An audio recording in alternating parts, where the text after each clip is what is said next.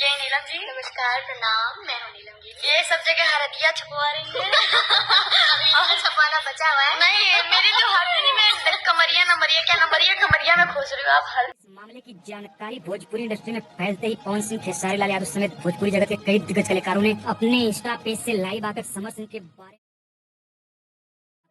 साथ ही जहां एक तरफ बेटी को इंसाफ मिलते ही छलक पड़े आकांक्षा दुबे की मां के खुशी के आंसू, तो वहीं दूसरी तरफ इस दुखद खबर को सुनने के बाद समर सिंह के घर वालों का रो रो कर होगा बुरा हाल। तो क्या है पूरे मामले की जानकारी, इसको जानने से पहले अगर आप भी आकांक्षा दुबे को इंसाफ दिलाना चाहते हैं तो वीडियो को लाइक करके चैनल को सब्सक्राइब जरूर कर दें। जी हाँ दोस्तों, जैसा कि हम लोग जानते हैं, आकांक्षा दुबे की मौत के आरोप में आरोपी भोजपुरी अभिनेता समर सिंह पिछले एक महीने से वाराणसी के चौका